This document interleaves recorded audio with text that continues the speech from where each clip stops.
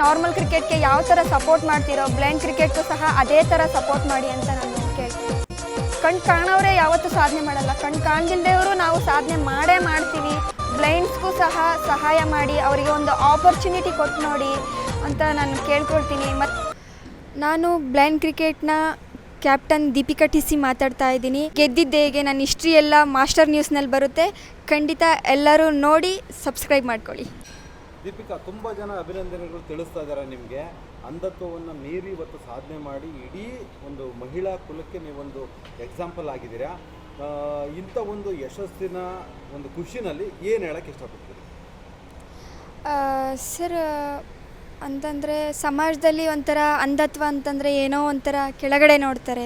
Blind ಆಗಿ ನಾರ್ಮಲಾಗಿ ಇದ್ರೇ ಯಾರೂ ಸಾಧನೆ ಮಾಡಲ್ಲ, ಬ್ಲೈಂಡ್ ಆದ್ರೂ ಸಾಧನೆ ಮಾಡ್ತೀವಿ. ಎಕ್ಸಾಂಪಲ್ ನನ್ನ ತಂಡ ಇದೆ, ಎಕ್ಸಾಂಪಲ್ ನಿಮ್ಮ ಮುಂದೆ. ಬಟ್ ನಮಗೆ ಏನು ಕೇಳ್ಕೊಳ್ಳಲ್ಲ, ನಮಗೆ ಒಂದು ಆಪರ್ಚುನಿಟಿ ಕೊಟ್ಟು ನೋಡಿ ನಾವು ಖಂಡಿತ ಸಾಧನೆ ಮಾಡಿ ತೋರಿಸ್ತೀವಿ. ಮತ್ತು ನಾರ್ಮಲ್ ಕ್ರಿಕೆಟ್ ಅವರಿಗೆ ಎಷ್ಟು ಸಪೋರ್ಟ್ ಮಾಡ್ತಿರೋ ಬ್ಲೈಂಡ್ ಕ್ರಿಕೆಟ್ಗೂ ಸಹ ಅದೇ ಥರ ಸಪೋರ್ಟ್ ಮಾಡಿ ಅಂತ ಕೇಳ್ತೀನಿ ಸರ್. ಈಗ ನಿಮ್ಮನ್ನು ತುಂಬ ಜನ ಕಂಗ್ರ್ಯಾಚುಲೇಟ್ ಮಾಡಬೇಕು ಅಂತ ಸಂಘ ಸಂಸ್ಥೆಗಳು ಹಾತೊರಿತಾ ಇದ್ದಾವೆ. ಯಾವತ್ತು ವಾಪಸ್ ಬರ್ತೀರಾ ಮತ್ತೆ ಕರ್ನಾಟಕಕ್ಕೆ? ನಾವು ನರೇಂದ್ರ ಮೋದಿ ಸರ್ನ ಮೀಟ್ ಆಗೋದಕ್ಕೆ ಅದು ಶೆಡ್ಯೂಲ್ ಇದೆ, ನೋಡಬೇಕು. ಖಂಡಿತ ನಮ್ಮ ತಾಲೂಕಿಗೆ ಬಂದು ನಾವು ಸೆಲೆಬ್ರೇಷನ್ ಮಾಡೋಣ ಅಂತ ಹೇಳ್ತೀನಿ ಸರ್. ಕ್ರಿಕೆಟ್ ಆಗಲಿ ಅಥವಾ ಬೇರೆದೇ ಆಗಲಿ ಬರೀ ಗಂಡು ಮಕ್ಕಳು ಮಾಡಿದ್ರೆ ಮಾತ್ರ ಅದಕ್ಕೆ ಹೈಪ್ ಕೊಡ್ತಾರೆ. ಇವತ್ತು ಎಷ್ಟೋ ನ್ಯೂಸ್ ಪತ್ರಿಕೆಯಲ್ಲಿ ಹೆಡ್ಲೈನ್ಸೇ ಆಗಿಲ್ಲ. ನಿಮ್ಮ ಮುಖಾಂತರ ನಾನು ಏನು ಹೇಳ್ತಾ ಇದ್ದೀನಿ ಅಂತಂದರೆ, ಎಲ್ಲೆಲ್ಲಿಂದನೋ ನೋಡ್ತಾ ಇದ್ದೀರಾ ಈ ವಿಡಿಯೋ, ದಯವಿಟ್ಟು ಈ ವಿಡಿಯೋನ ಶೇರ್ ಮಾಡಿ, ತಲುಪೋರಿಗೆ ತಲುಪಲಿ. ಮತ್ತು ಇವ್ರಿಗೇನು ಸಿಕ್ಕಿಲ್ಲ ಈಗ, ಯಾಕಂದರೆ ಹುಟ್ಟಾಗಿಂದನೇ ಅಂಧತ್ವವನ್ನು ಉಟ್ಕೊಂಡು ಅವಮಾನಗಳನ್ನು ಅನುಭವಿಸ್ಕೊಂಡು ಇವು ಸಾಧನೆ ಮೂಲಕ ಇಡೀ ಪ್ರಪಂಚಕ್ಕೆ ತೋರಿಸ್ಕೊಟ್ಟಿದ್ದಾರೆ ಹೆಣ್ಮಕ್ಳು ಅಂದ್ರೆ ಏನು ಅಂತ. ದಯಮಾಡಿ ಇದನ್ನು ಶೇರ್ ಮಾಡಿ. ನಮ್ಮ ಹೆಣ್ಣುಮಕ್ಕಳು ತಮ್ಮೂರನ್ನ ರೆಪ್ರೆಸೆಂಟ್ ಮಾಡೋ ಅಂಥ ಜಿಲ್ಲೆ ಅಥವಾ ರಾಜ್ಯದಲ್ಲಿ ಅವರಿಗೆ ಸರ್ಕಾರಿ ಉದ್ಯೋಗ ಸಿಗುವಂತಾಗಲಿ. ಸೊ ಈ ಮುಖಾಂತರ ಆಗಲಿ ನೀವು ಬೆಂಬಲ ಕೊಡಬೇಕು ಅಂತೇಳಿ ನಾನು ಅತ್ಯಂತ ವಿನಯಪೂರ್ವಕವಾಗಿ ಕೇಳ್ಕೊಳ್ತಾ ಇದ್ದೀನಿ. ತುಮಕೂರು ಸರ್. ತುಮಕೂರು ಹತ್ರ ನಾಯ್ಕೊಂಡ್ಪಳ್ಳಿ ಅಂತ ನನ್ನ ಊರ ಹೆಸರು. ನಿಮ್ಗೆ ಹೇಗೆ ಬಂತು ಇದು? ಅಂದರೆ ನಾವು 2019 ಎಲ್ಲರೂ ಜೊತೆಯಲ್ಲೇ ಕ್ರಿಕೆಟ್ ಆಡ್ತಾ ಇದ್ವಿ. ಅಲ್ಲಿಂದ ಏನೋ ನ್ಯಾಷನಲ್ ಆಡ್ತಾ ಇದಕ್ಕೆ ಸೆಲೆಕ್ಟ್ ಆಯಿತು ಇಂಡಿಯಾ ಟೀಮ್ಗೆ. ನೀವು ಮೂಲತಃ ಅಂದರೆ ಮನೇಲಿ ಏನು ಕೆಲಸ ಮಾಡ್ತಾರೆ? ರೈತರು ಸರ್. ರೈತರ ಕೆಲಸ ಮಾಡ್ತಾರೆ. ಈ ಅನ್ಸುತ್ತೆ ಯಾವತ್ತರ ಕನಸು ಅನ್ಸುತ್ತೆ ಈ ಥರ T20 ಗೆಲ್ತೀವಿ ಅಂತ? ಇಲ್ಲ ಸರ್, ಅದು ಈ ಲೆವೆಲ್ಗೆ ಹೋಗುತ್ತೆ ಅಂತ ನಾವು ಕನಸೇ ಕಂಡಿರಲಿಲ್ಲ. ಓಕೆ, ಈ ಪ್ರಶಸ್ತಿನ ಯಾರು ಡೆಡಿಕೇಟ್ ಮಾಡ್ತೀರಿ? ನಮ್ಮ ಕ್ಯಾಪ್ಟನ್ಗೆನೆ ಸರ್, ಇಂಡಿಯಾ ಟೀಮ್ಗೆ ಸರ್. ಇಂಡಿಯಾ ಟೀಮಿಗೆ? ಎಸ್ ಸರ್, ಇಂಡಿಯಾಗೆ. ಓಕೆ, ಈಗ ನಿಮ್ಮ ಥರ ಈಗ ವಿಡಿಯೋ ನೋಡ್ತಾ ಇರ್ತಾರೆ ಹೆಣ್ಮಕ್ಳು, ಅವ್ರಿಗೆ ಏನು ಹೇಳಕ್ಕೆ ಇಷ್ಟಪಡ್ತೀರಿ? ಸರ್, ಇವಾಗ ಮನೆಯಲ್ಲಿ ಅಂದರೆ ನಾವು ಹಳ್ಳಿ ಕಡೆ ಅಲ್ಲ, ಹೆಣ್ಮಕ್ಳನ್ನ ಬಿಡೋದೇ ಕಷ್ಟ. ಅಂಥದ್ರಲ್ಲಿ ನಾವು ಬ್ಲೈಂಡ್ ಆಗಿರೋದು ಇನ್ನೂ ಬಿಡೋದೇ ಕಷ್ಟ. ಅಂದರೆ ಅವ್ರನ್ನ ಕಳಿಸ್ಕೊಡ್ಬೇಕು ಸರ್, ಚಾನ್ಸ್ ಕೊಟ್ಟು ನೋಡಬೇಕು ಏನಾದ್ರು ಮಾಡ್ತಾರೆ ಅಂತ. ಇಲ್ಲ ಹೆಣ್ಮಕ್ಳು ಇಲ್ಲ ಅವ್ರಿಗೆ ಕಾಣಲ್ಲ ಅಂತ ಮನೇಲೇ ಇಟ್ಕೊಂಡು ಕೂರಬಾರ್ದು, ಹೊರಗಡೆ ಕಳಿಸ್ಬೇಕು, ಪ್ರಪಂಚ ತಿಳಕ್ಕೆ ಅವಕಾಶ ಮಾಡಿಕೊಡ್ಬೇಕು ಸರ್. ಈಗ ನೋಡಿ, ಅಂಧತ್ವ ಅನ್ನೋದು ನಿಮಗೆ ಪ್ಲಸ್ ಪಾಯಿಂಟ್ ಆಗಿದೆ ಅಲ್ವಾ? ಈಗ ಹಾಂ ಸರ್, ಎಲ್ಲ ಚೆನ್ನಾಗಿದ್ದರೆ ನೀವು ಈ ಥರ ಸಾಧನೆ ಮಾಡೋಕ್ಕಾಗ್ತಿರಲ್ಲ. ಅದು ಕರೆಕ್ಟ್ ಸರ್. ಯಾರಿಗೆ ಥ್ಯಾಂಕ್ಸ್ ಹೇಳಕ್ಕೆ ಇಷ್ಟಪಡ್ತೀರಿ? ನಾವು ಸಮರ್ಥಮ್ಗೆ ಥ್ಯಾಂಕ್ಸ್ ಹೇಳಕ್ಕೆ ಇಷ್ಟಪಟ್ಟಿರ್ತೀವಿ ಸರ್. Very great. ಇನ್ನೊಬ್ರು ನಮ್ಮ ಕನ್ನಡತಿ ಇದ್ದಾರೆ, ನಿಮ್ಮ ಹೆಸರು? ಕಾವ್ಯ ವಿ. ಎಲ್ಲಿಂದ ಸರ್? ಶಿವಮೊಗ್ಗದಿಂದ ಬಂದಿರೋದು ನಮ್ಮದು. ಓಕೆ, ನಿಮ್ಗೆ ಯಾವಾಗ ಈ ಥರ ಬಂತು ಆಡಬೇಕು ಆ ಥರದ್ದೆಲ್ಲ? ಸರ್, ಅಂದರೆ ನಾನು ನಾರ್ಮಲ್ ಸ್ಕೂಲಲ್ಲಿ ಓದ್ಬೇಕಾದ್ರೆ ನಮ್ಮ ಸರ್ರು ಹೇಳಿದರು. ಆಮೇಲೆ ಬ್ಲೈಂಡ್ ಸ್ಕೂಲಿಗೆ ಹೋಗಿ ಸೇರ್ಕೊಂಡೆ. ಅಲ್ಲಿ ಸರ್ರು ಸುರೇಶ್ ಸರ್ ಅಂತ ಹೇಳ್ಬಿಟ್ಟು ಅವರು ಸ್ಪೋರ್ಟ್ಸ್ ಎಲ್ಲ ಹೇಳ್ಕೊಡ್ತಾಯಿದ್ರು. ಹಂಗೆ ಮತ್ತು ಬೆಂಗಳೂರಿಗೆ ಬಂದು ಎಜುಕೇಷನಿಗೋಸ್ಕರ ಸಮರ್ಥನಮ್ಮಲ್ಲೇ ಎಲ್ಲ ಎಜುಕೇಷನ್ ಮುಗಿಸಿದ್ದೀನಿ. ಅಲ್ಲೇ ಸಪೋರ್ಟ್ ಇತ್ತು, ಅಲ್ಲೇ ಕ್ಯಾಂಪ್ ಮಾಡ್ತಾಯಿದ್ರು. ಹಂಗೆ ಅಟೆಂಡ್ ಆಗಿ ನ್ಯಾಷನಲ್ಸ್ ಎಲ್ಲ ಒಂದು 4 ಟೈಮ್ಸ್ ನ್ಯಾಷನಲ್ಸ್ ಆಡಿದ್ದೀನಿ. ಇವಾಗ ಇಂಟರ್ನ್ಯಾಷನಲ್ ಸೆಲೆಕ್ಷನ್ ತುಂಬ ಖುಷಿ ಆಯಿತು. ಫಸ್ಟ್ ಟೈಮ್ ವರ್ಲ್ಡ್ ಕಪ್ ಆಡಿದ್ದು ನನಗೆ ತುಂಬ ಖುಷಿ ಆಗ್ತಾಯಿದೆ. ಸಮರ್ಥನ ಮತ್ತು ಕ್ಯಾಬಿಗೆ ಥ್ಯಾಂಕ್ಸ್ ಹೇಳ್ತೀನಿ. ಓಕೆ, ನಿಮ್ಮೆಲ್ಲರಿಗೂ ಕಂಗ್ರ್ಯಾಚುಲೇಷನ್ಸ್. Thank you sir. ಕೊನೆಯದಾಗಿ ಎಷ್ಟೋ ಜನಗಳಿಗೆ ನೀವು ಆದರ್ಶ ಆಗಿದ್ದೀರಾ.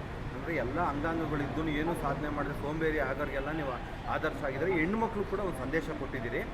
ನೀವು ಕೊನೆಯದಾಗಿ ಏನು ಹೇಳೋದಕ್ಕೆ ಬಯಸ್ತೀರಾ? ಅಂದರೆ ನೀವು ಕೂಡ ಅವಮಾನ ಪಟ್ಟಿದ್ದೀರಾ ಊರಲ್ಲೆಲ್ಲ ಆಡ್ಕೊಳ್ಳೋರು. ಇವತ್ತು ಎಷ್ಟೋ ಜನ ನಿಮಗೆ ಕಂಗ್ರ್ಯಾಚುಲೇಷನ್ಸ್ ಹೇಳ್ಬೋದು. ಅಂಥದ್ದು ಕ್ಯಾಟಗರಿ ಜನಗಳೇ ನಿಮ್ಗೆ ಅವಮಾನ ಮಾಡಿರ್ತಾರೆ. ಅಂಥವ್ರಿಗೆಲ್ಲ ಏನು ಸಂದೇಶ ಕೊಡ್ತೀರಿ? ಸರ್, ಅಂತಂದರೆ ಇವಾಗ ನಾವು 16 ಜನ ಪ್ಲೇಯರ್ಸ್ ಇದ್ದೀವಲ್ಲ, ಎಲ್ಲರ ಊರಲ್ಲೂ ಅದೇ ಪ್ರಾಬ್ಲಮ್ಮು.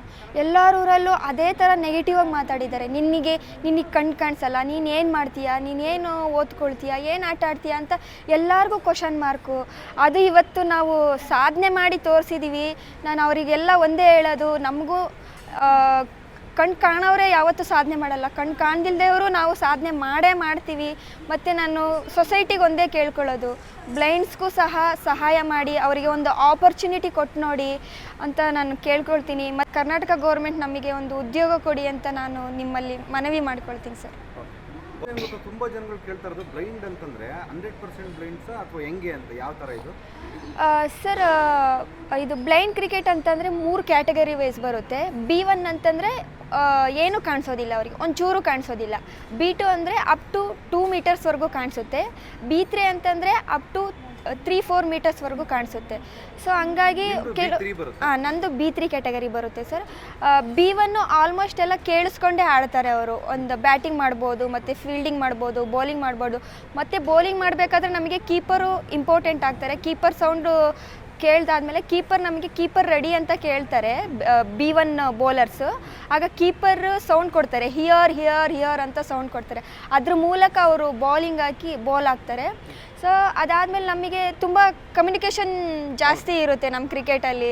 ಸೊ ಹಂಗಾಗಿ ನಾವು ಅಂತ B2 B3ನಲ್ಲಿ ಸಹ ತುಂಬ ವಿಷನ್ ಕಡಿಮೆಯವರವ್ರು ಇರ್ತಾರೆ, ಮತ್ತು ಬಿಸಿಲಿದ್ದಾಗ ಕೆಲವರಿಗೆ ಕಾಣಿಸೋದಿಲ್ಲ. ಸೊ ಆಲ್ಮೋಸ್ಟ್ ಎಲ್ಲ ನಾವು ಸೌಂಡ್ ಮೇಲೆ ಡಿಪೆಂಡ್ ಆಗಿ ಬ್ಲೈಂಡ್ ಕ್ರಿಕೆಟ್ ಆಡ್ತೀವಿ ಸರ್. ನೋಡು ದೀಪಿಕಾ, ನಂದು ಶಿರಾ ತಾಲೂಕು, ನಿಮ್ಮದು ಗಡಿ ಗ್ರಾಮ. ಕನ್ನಡ ಬಿಟ್ಟರೆ ಬೇರೆ ಭಾಷೆಗಳು ನಮಗೆ ಗೊತ್ತಿರಲ್ಲ, ಒಂದಷ್ಟು ತೆಲುಗು ಬಿದ್ದಿರುತ್ತೆ ನಮ್ಮ ಕಿವಿ ಮೇಲೆ. ಹೊರಗಡೆ ದೇಶಕ್ಕೆಲ್ಲ ಹೋದಾಗ ಆ ಕಮ್ಯುನಿಕೇಷನ್ನು ಹೆಂಗೆ ಇದು ಮಾಡ್ತೀರಾ ಅಂತ, ಹೆಂಗೆ ಆ ಪವರ್ ಬಂತು ನಿಮಗೆ? ಯಾವೆಲ್ಲ ಭಾಷೆ ಮಾತಾಡ್ತೀರಾ? ಸರ್, ನನಗೆ ಫಸ್ಟು ಹಿಂದಿ ಮಾತಾಡೋದಕ್ಕೆ ತುಂಬಾ ಕಷ್ಟ ಆಗ್ತಿತ್ತು. ಫಸ್ಟು ಕಮ್ಯುನಿಕೇಷನ್ ನನಗೆ ಕಮ್ಯುನಿಕೇಷನ್ ಆಗ್ತಾನೇ ಇರಲಿಲ್ಲ ಎಲ್ಲರ ಜೊತೆಲೂ. ಅದಾದಮೇಲೆ ನನಗೆ ಪ್ರೆಸೆಂಟು ನಾನು ಇನ್ಕಮ್ ಟ್ಯಾಕ್ಸ್ ಆಫೀಸಲ್ಲಿ ಮುಂಬೈನಲ್ಲಿ ಕೆಲಸ ಮಾಡ್ತಾ ಇದ್ದೀನಿ. ನನಗೆ ಮಲ್ಟಿ ಟ್ಯಾಕ್ಸ್ ಸ್ಟಾಫ್ ಆಗಿ ನನಗೆ ಕ್ರಿಕೆಟಿಂದನೇ, ನನಗೆ ಸ್ಪೋರ್ಟ್ಸ್ ಕೋಟದಿಂದನೇ ನನಗೆ ಜಾಬ್ ಸಿಕ್ತು. ನನ್ನ ಆಫೀಸಲ್ಲೂ ಸಹ ತುಂಬಾ ಸಪೋರ್ಟ್ ಮಾಡ್ತಾರೆ ನನಗೆ. ಮತ್ತು ಅಲ್ಲಿ ಸ್ವಲ್ಪ ಕಲ್ತ್ಕೊಂಡು ನನ್ನ ಫ್ರೆಂಡ್ಸ್, ನನ್ನ ಟೀಮ್ ಮೇಟ್ಸ್ ಇದ್ದಾರಲ್ಲ, ಅವರೆಲ್ಲ ಸ್ವಲ್ಪ ನಾನೇನಾದರೂ ತಪ್ಪು ಮಾಡಿದ ತಕ್ಷಣ ಅವರು ಇಲ್ಲ ಈ ವರ್ಡ್ ಮಾತಾಡಬೇಕಂತ ನನಗೆ ಹೇಳ್ಕೊಡ್ತಾಯಿದ್ರು. ಸೊ ಹಂಗಾಗಿ ನಾನು ಸ್ವಲ್ಪ ಕಲ್ತ್ಕೊಂಡೆ ಸರ್.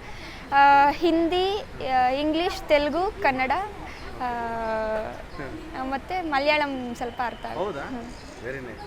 ದೀಪಿಕಾ, ಈಗ ಲಾಸ್ಟ್ ವಿನ್ನಿಂಗ್ ಮೂಮೆಂಟಲ್ಲಿ ಮನಸ್ಸಲ್ಲಿ ಯಾವ್ದಾದ್ರು ದೇವ್ರ ನೆನೆಸ್ಕೊಂತಾರೆ, ಅಪ್ಪ ಗೆಲ್ಲಿ ಅಂತ, ಯಾವ ದೇವ್ರ ನೆನೆಸ್ಕೊಂಡ್ರಿ?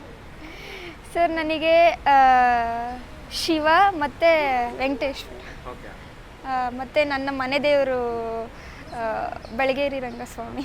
ಓಕೆ. ಮಾಸ್ಟರ್ ನ್ಯೂಸ್ ಅವರು ನನಗೆ MLC ಜೊತೆ ಚಿದಾನಂದ್ ಸರ್ ಜೊತೆ ಬಂದಿದ್ದರು. ನನ್ನ ಜೊತೆ ಇಂಟರ್ವ್ಯೂ ತೊಗೊಂಡ್ರು. ನನ್ನ ಅಪ್ಪ ಅಮ್ಮನ ಜೊತೆ ಎಲ್ಲ ಮಾತಾಡಿದರು. ಅದು ತುಂಬಾ ವೈರಲ್ ಆಗಿತ್ತು. ತುಂಬ ಖುಷಿ ಆಯಿತು ನನಗೆ. Thank you so much sir. Thank you. ನೀವು ನಮ್ಗೆ ಆಪರ್ಚುನಿಟಿ ಕೊಟ್ಟಿದ್ದಕ್ಕೆ, ಇಷ್ಟೊತ್ತು ನಮ್ಮ ಜೊತೆ ನಿಮ್ಮ ಇಂಗಿತ ವ್ಯಕ್ತಪಡಿಸೋದಕ್ಕೆ ತುಂಬ ಥ್ಯಾಂಕ್ಸ್ ಅಂತ ಹೇಳ್ತೀನಿ. ತುಂಬ ಧನ್ಯವಾದಗಳು.